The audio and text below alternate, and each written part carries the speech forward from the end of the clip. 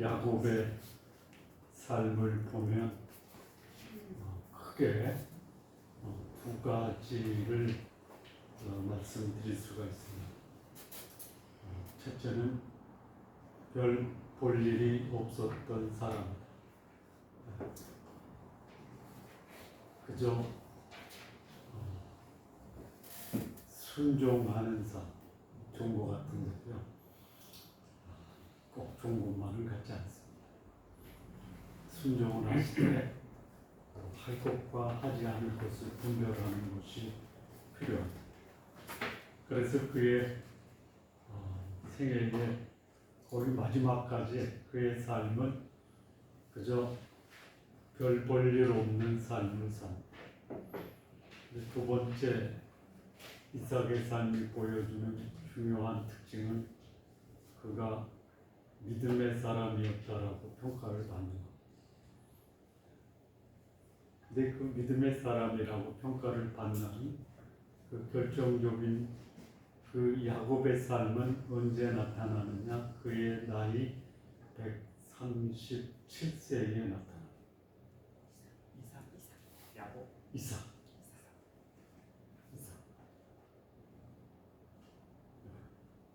근데 그때 이삭이 무엇이라고 자신을 향해서 말하냐면 내가 나이 많아 죽게 되었으니 이렇게 얘기합니다.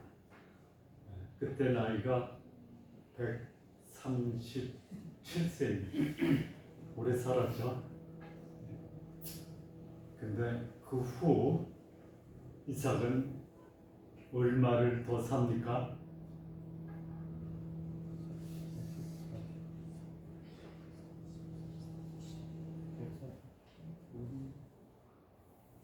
몇 년을 더 사냐면요, 43년을 더 삽니다. 그러니까 이삭은 180세에 세상을 떠나요. 이삭이 40세에 결혼을 합니다. 그리고 60세에 야곱과 에서를 낳습니다. 그리고 그 후 20년 더 되네. 에서가 가나안 여인과 결혼을 해서 이삭과 리브가에 큰 걱정을 끼칩니다. 근데 그때 야곱은 결혼하지 않습니다.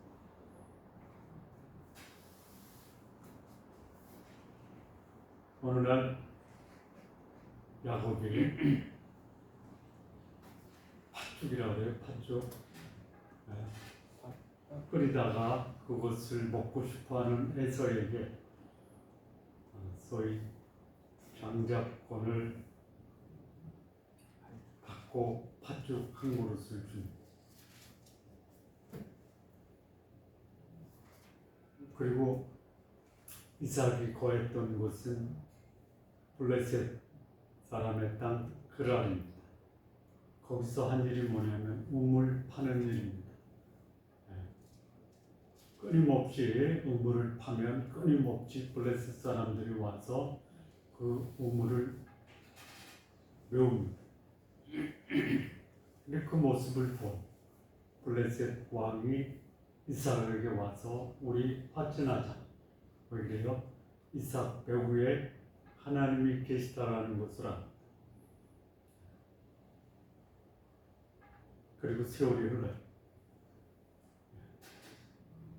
얼마를 흐르냐면 이삭의 나이가 137세가 돼요. 근데 이삭이 에서를 부릅니다. 내가 너를 축복할 테니까 별미를 만들어라. 사냥을 해서 그 소리를 이삭의 아내 리브가가 들어요. 그리고 야곱을 변장시킵니다. 양을 잡아서 이삭을 대접하고 에서가 받아야 될 그 축복을 야곱이 가로챈. 사실 가로챈 게 아니고요. 하나님의 뜻을 바로 돌려놓는 사건. 그런데 이 이삭은 자신의 육신적 판단으로 하나님의 뜻인 야곱에 대한 그 축복을 에서에게로 돌리려고 하는. 야곱이 이삭의 집안에 장자가 된다는 것은 이삭과 에서가 출생하기 전에 하나님이 이미 그 이삭의 아내인 리브가를 통해서 말씀을 하십니다. 그리고 이삭도 그 내용을 알고 있습니다.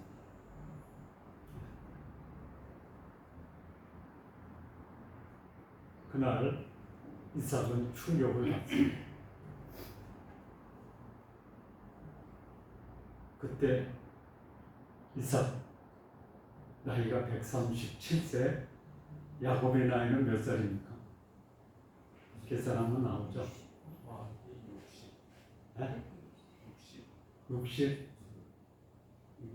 60 아니 나오잖아. 60세에 낳고 137세에 이삭이 야곱을 축복해요. 몇 살? 77세야. 그때까지 야곱은 결혼하지 않았다. 77세가 돼도 결혼하지 않고요. 77세가 넘어도 결혼할 수 있습니다.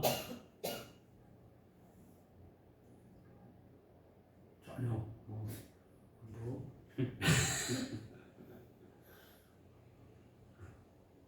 77세에 어디를 가요? 도망가요.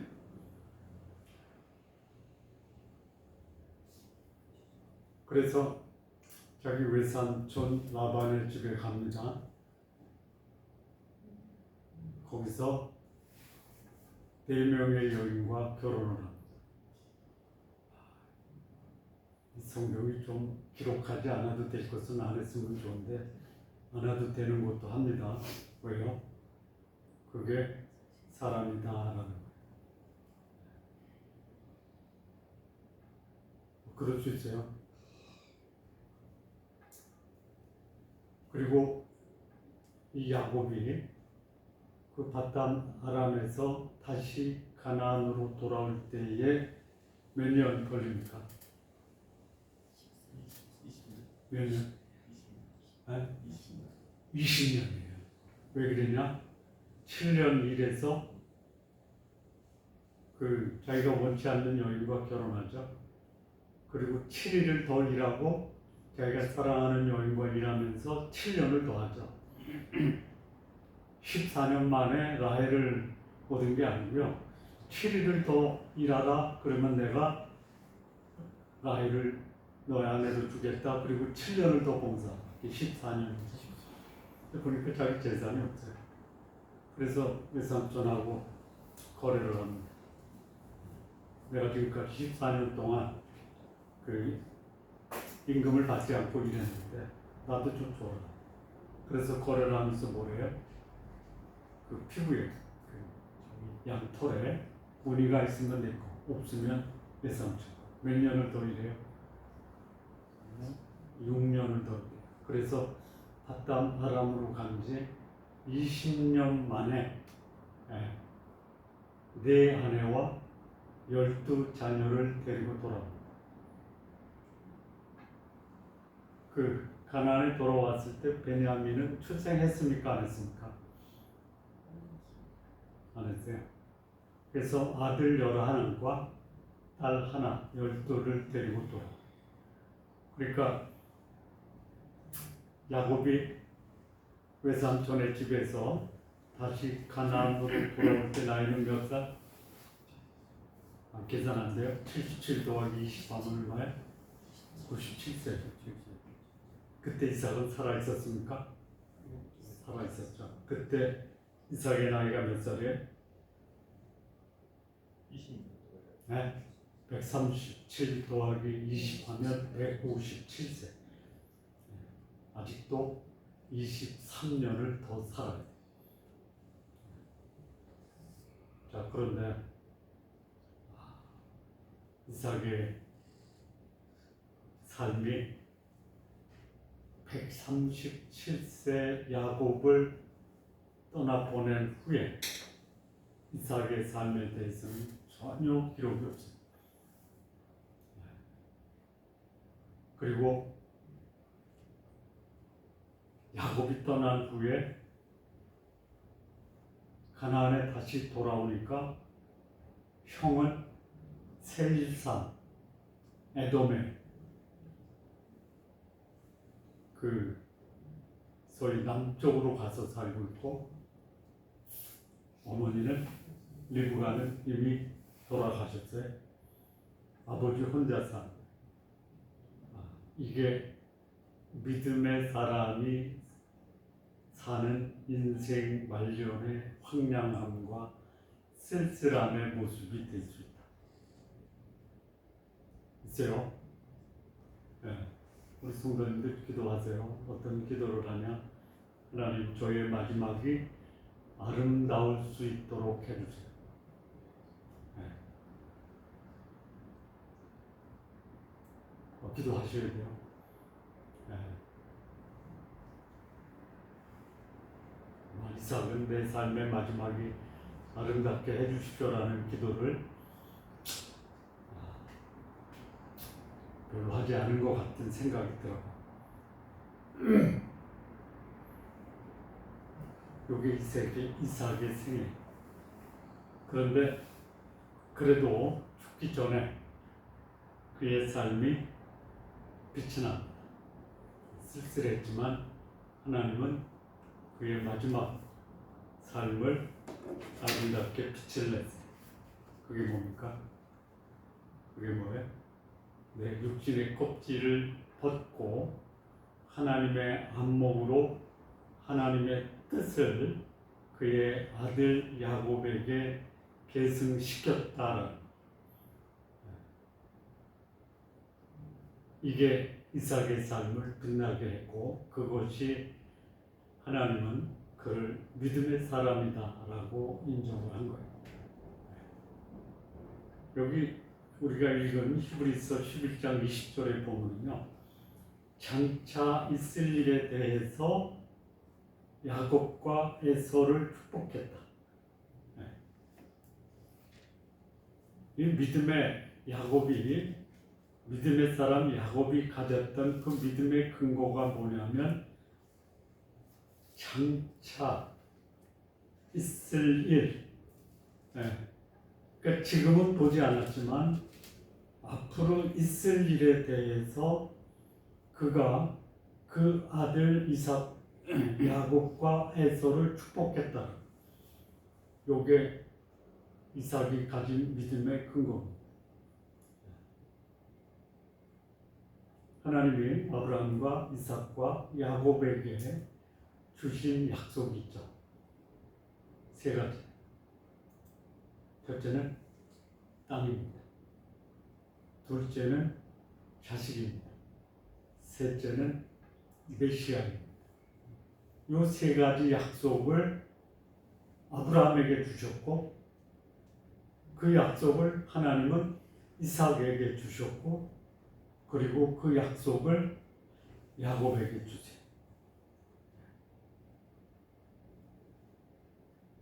자, 아브라함에게 언제 땅에 대한 약속을 주셨느냐? 창세기 17장 8절. 너의 우거하는 이 땅을 영원한 기업이 되게 한다. 그 약속은 아직도 유효한 거예요. 그런데 아브라함은 그 땅에서 무슨 삶을 살았어요? 나그네. 어떻게 살았어요? 장막에서. 그러니까 아브라함이 보았던 하나님이 약속하신 땅은 궁극적으로 어디에? 하나님이 계획하시고 준비하신 그 하늘의 땅을 바라보며 살았다. 또 또 하나님이 아브라함에게 주신 그 언약이 뭐냐? 자녀입니다. 자녀. 이 창세기 22장 17절 동방의 연합군을 무찌르고 그 혹시나 불안하고 두려움 가운데 있을 때 하나님이 나타나서 아브라함아 두려워 말라. 그때 아브라함이 저의 자식을 내 집에서 기르는 종으로 생겼습니다. 아니다. 내 몸에서 날 자가 내 자식이 될 것이다 라고 하면서 창세기 22장 17절에 하늘의 별과 같고 바다의 모래와 같이 내 후손을 주시겠다라고 약속. 세 번째 약속은요, 메시아에 대한 약속. 다시 말하면 아브라함을 축복의 통로가 되게 하시겠다. 이게 갈대아 우르를 떠날 때 창세기 12장에서도 말씀하고요. 이 하늘의 별, 바다의 모래와 같은 자녀를 약속할 때 다시 한번 반복합니다. 창세기 22장 18절을 보면요.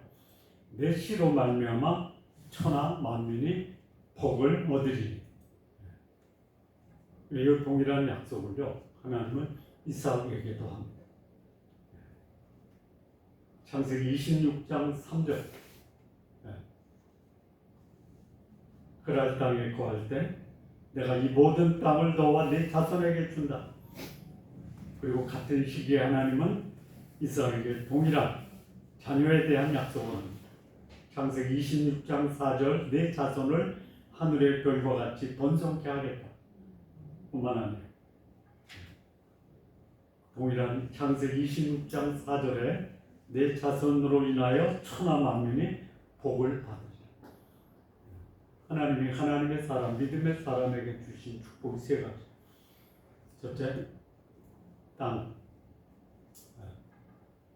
이 땅에 거룩한 영향을 행사하라. 두 번째는 자녀. 믿음은 대대손손 계승되어야 한다. 세 번째는 소위 복음을 전하는 복음 증거자의 사명. 자, 이것을요 이삭이 야곱에게 합니다.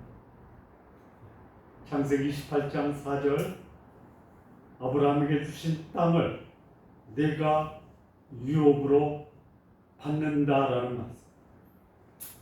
뿐만 아니고 그 28장 4절보다 앞선 28장 3절에 보면 생육하고 번성케 하사 여러 족속을 이루게 하실 것이다. 이 말씀을 하세요.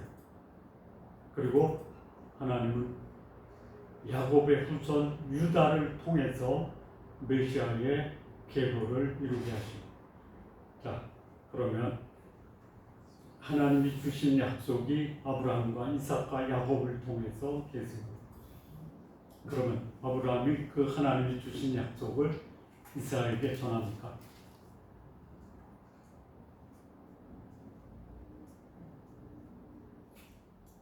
이삭이 자기 아버지 아브라함에게 받은 것을 그 아들 야곱에게 전합니까?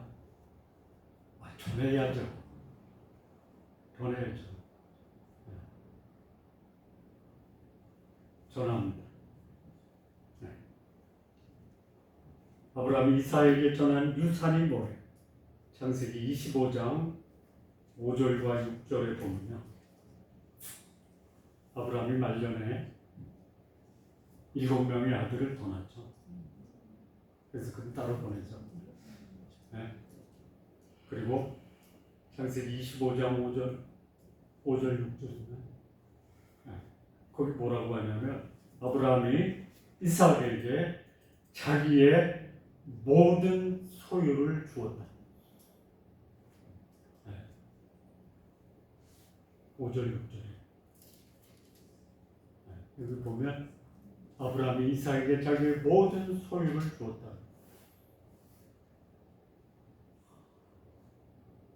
제가 가끔 말씀드리지만 프리스턴 대학의 블랙 우드라고 하는 교수님이 하나님의 사람이 자녀에게 남긴 세 가지 유산 말씀드렸죠. 기억나세요? 네. 첫째, 아름다운 추억. 둘째, 둘째, 좋은 습관. 셋째, 바람직한 가치. 거기 보니까 여기 아브라함이 남긴 소유는 우리가 생각할 때 재산과 땅을 남겨주실 거다. 당연히 남겨주. 믿음의 사람이라면 남겨줘야 될 게 뭐냐? 아름다운 추억, 바람직한 가치, 그리고 세 번째 뭐죠? 뭐였죠? 습관. 저는 아브라함이 이삭에게 남겨준 모든 소유 중에는 물질적인 눈에 보이는 것도 있지만 눈에 보이지 않는 것도 포함이 되었다라고 있습니다. 이거 남겨준 뭘 남겨주죠? 땅, 후손, 그리고 축복의 통로. 자, 그러면 이삭은 야곱에게 아브라함이 자기에게 남겨주신 그 믿음의 유산을 야곱에게 남겨줬을까요? 네, 남겨줍니다. 창세기 28장 4절 한번 봅시다.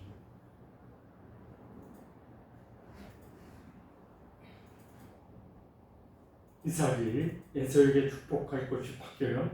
그리고 그 이삭이 눈이 번쩍 떠요. 예. 거기 3절을 보면요. 3절. 요 이삭이 야곱에게 하는 거예요. 전능하신 하나님이 내게 복을 주시어 생육하고 번성하여 내가 여러 족속을 이루게 하시고 4절.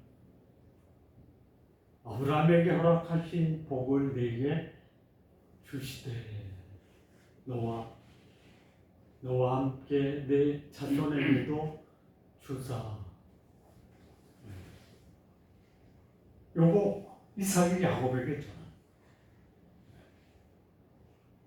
우리가 자녀에게 남길 유산이 보이는 것도 있고요, 보이지 않는 것도 함께 전해줘요. 전하되 받는 것은 자녀들의 몫이에요. 믿음의 유산을 남겼는데 그 믿음대로 살지 못하는 자녀도 있어요. 부모가 할 일은 살도록 돕되 사는 것은 자녀 몫이에요. 이삭이 야곱에게 하나님의 언약이라는 그 엄청난 하나님의 축복을 남겨준 거예요.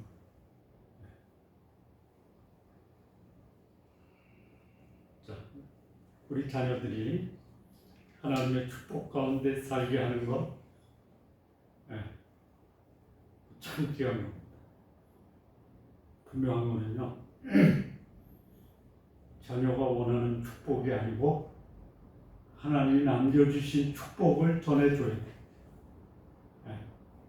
은혜와 축복은 하나님의 약속으로부터 오는 것이지 인간이 가지고 있는 그 자신의 소유를 전해주는 것을 넘어서야 된다.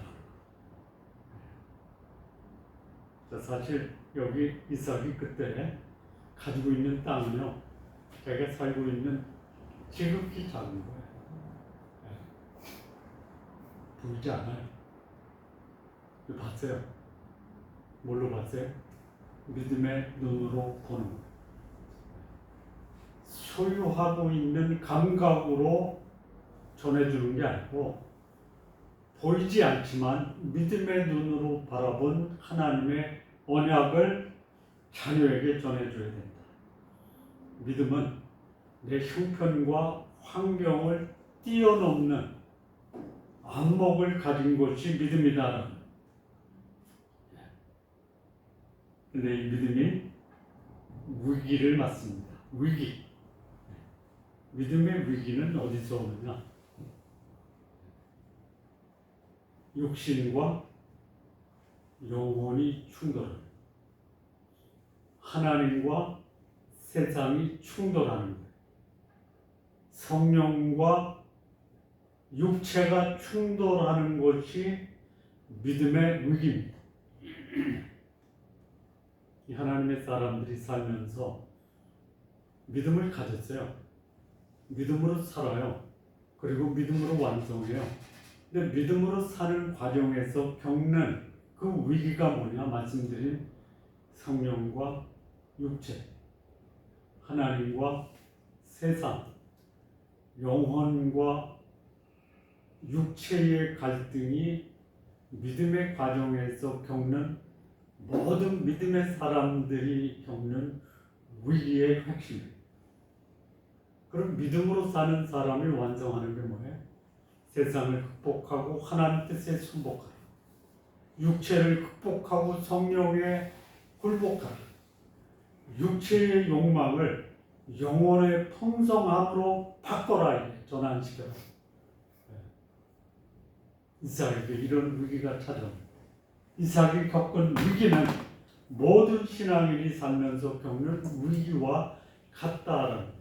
다시 말하면 인간의 뜻, 육신적 감각을 하나님의 뜻, 영적 통찰력으로 승화시키는 것. 위기가 있어요. 믿음으로 시작하는데 육체로 맞죠. 믿음으로 시작하는데 세상으로 맞죠.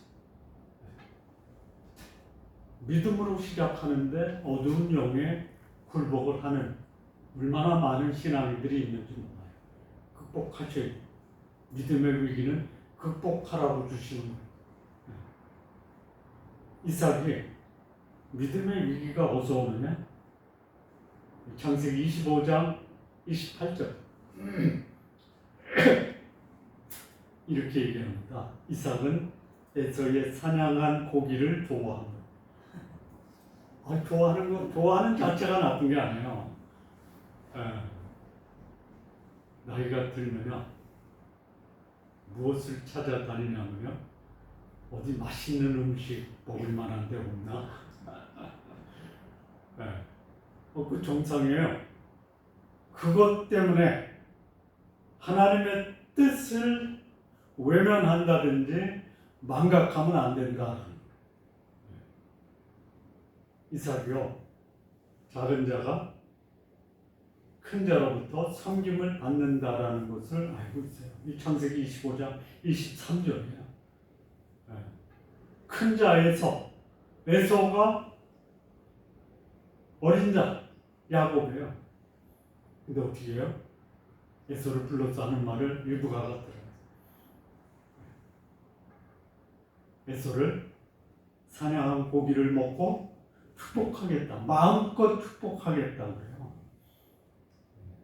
메시아의 혈통으로 있는 이 언약을 사냥한 고기로 바꿔버려요. 그러니까 거의 믿음의 위기는 뭐냐? 영적 통찰력이 마비돼요.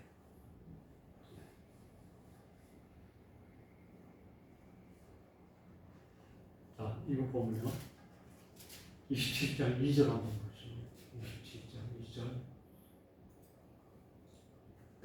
27장 2절. 이제 이 야곱이 이삭이래요. 내가 이제 늙어 어느 날 죽을지 알지. 아직 43년이 남았는데 너무 일찍 축복하지 마세요.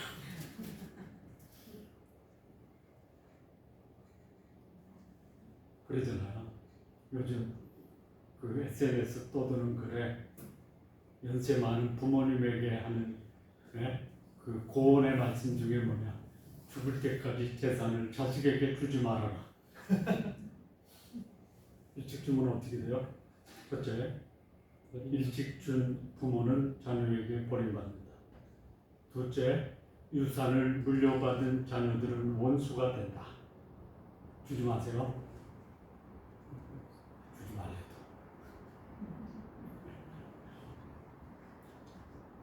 아직 안 죽어요. 43년.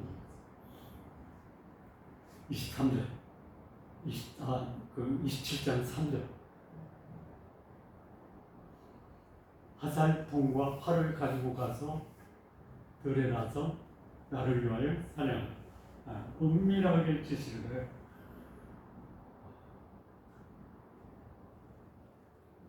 자녀에게 유산을 남길 때는요, 공식적으로 해야 돼요. 자, 4절 보세요. 내가 즐기는 별미를 만들어 내게로 가져와서 먹게 하여 육신의 욕구를 충족시키면 그 다음에 어떻게 해요? 사적인 선언을 해요. 내가 죽기 전에 내 마음껏 내게 축복하게 하라. 이 죽음이 임박했다라고 자신이 느낀 거는 뭐 잘못된 게 아니에요. 근데 그때 뭐를 해요? 거룩한 언약을 계승하는 게 아니에요. 하나님의 말씀을 살피는 게 아니에요. 자신의 소위 육감적 욕망, 그리고 그것을 충족하기 위해서 인간적 의지를 앞세워서 에서를 축복하려는 믿음의 위기를 직면하는, 그 죽을 때까지 눈도 총명하고 생각도 총명한 사람이 있었죠. 모세. 네. 우리 신앙의 사람은요, 나이가 들어가면 들어갈수록 영적 통찰력이 더 성숙하고 강화가 돼요.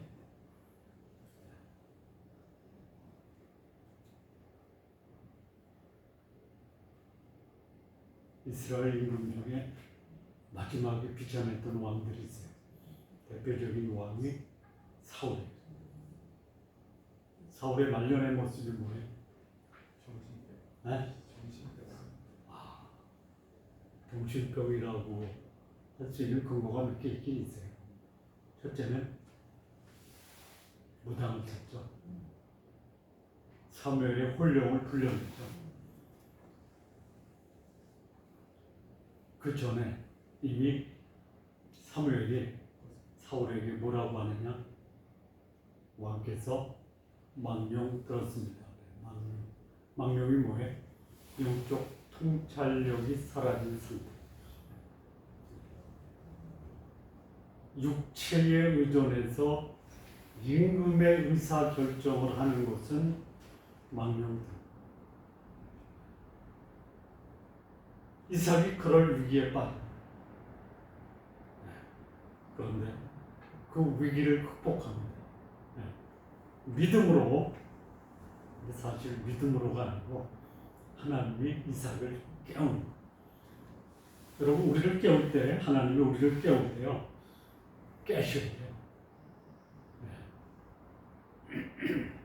정신도 깨야 돼요. 내 육체의 욕망도 깨야 돼요. 내 의식 구조도 깨야 돼요. 하나님이 이삭의 그 의지와 자아를 깨뜨립니다. 언제 깨냐? 르브가와 야곱이 결탁을 해서 에서에게 줄 그 축복을 빼앗습니다. 창세기 27장 33절인데요. 에서가 돌아와서 별미를 가지고 왔어요. 33절. 그랬더니 이삭이 힘이 크게 떨었다. 3절. 이삭이 힘이 크게 떨며, 그리고 뭐라고요? 내가 다 먹고 그를 위하여 축복하였은즉 그가 정령 복을 받을 것이다. 단순한 배신감을 느껴서 분노한 게 아니에요. 속았기 때문에 분노한 게 아니고, 이거는요, 하나님이 나에게 이루신 이 하나님의 섭리 앞에서 거룩한 두려움을 가진 거예요. 아, 이게 하나님의 뜻이로구나. 20세기 미국 최고의 신학자 중에 한 분이에요. 아서 핑크라는 분이 있어요. 이런 말을 했습니다. 이때가 이삭의 육신의 자아가 깨어지고 하나님의 뜻을 깨닫는 충격적 각성의 순간입니다. 그리고 바뀌어요. 이삭이 치밀하게 자신의 육신적 계획이 실행이 되는 줄 알았어요. 그러나 하나님의 뜻을 거역하는 육신적 치밀한 계획은 산산조각납니다. 인간의 무모한 뜻으로 하나님의 뜻을 거스릴 수 없다. 그 하나님의 그 섭리 앞에서 이삭은 영적인 전율을 경험하는 순간, 이거 경험해야지 믿음으로 살아가는 그 삶이 전개가 돼요. 성경에 그렇게 하나님이 육신적 뜻을 하나님의 섭리로 그것을 무마시킨 일들이 많아요. 모압 왕 발락이 메소포타미아의 선지자 발람을 불러서 이스라엘을 저주케 하죠. 못해요. 하나님이 축복하신 자를 세상의 권력이나 어둠의 세력이 결코 저주할 수 없어요. 민수기 23장 11절 12절. 또 바사에 남아있던 유대인들을 바사의 총리된 하만이 한 날을 정해서 이 유대인들을 학살하려고 하는 그 계획이 하나님은 에스더라는 한 여인을 통해서 구원합니다. 하나님의 뜻에 위배가 되는 인간의 계획은 철저하게 무력화합니다. 그 하나님의 섭리가 오늘 이삭에게도 나타난 거예요.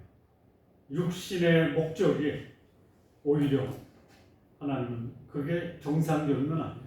아내와 자녀의 속임수에 의해서 본래대로 돌아가는 것을 이삭은 보고 이것은 내가 속았다가 아니고 하나님의 뜻이 오늘 이루어졌다라고 하는 거룩한 두려움 앞에 직면한 겁니다. 믿음의 삶이 뭐냐? 내 뜻을 하나님의 뜻에 굴복하는 거예요. 타의에 의해서 멈춰지는 것이 아니라 타의에 의해서 멈춰진 것을 이제는 자유로 순종하는 삶으로 바꿔줍니다. 자, 창세기 27장과 28장에요. 27장에서는 깨어졌어요. 어떻게 해요? 타의에 의해서. 아내와 야곱에 의해서 자신의 계획이 무산돼요. 강제로 꺾인 거예요. 혼란과 두려움 속에 있는 그 자신이 야곱이다라는 것을 받아들여요. 그런데 28장 야곱이 에서의 살해 위협을 피해서 도망갈 때 이삭이 야곱을 축복합니다. 이 창세기 28장 1절에서 4절 보면 24절.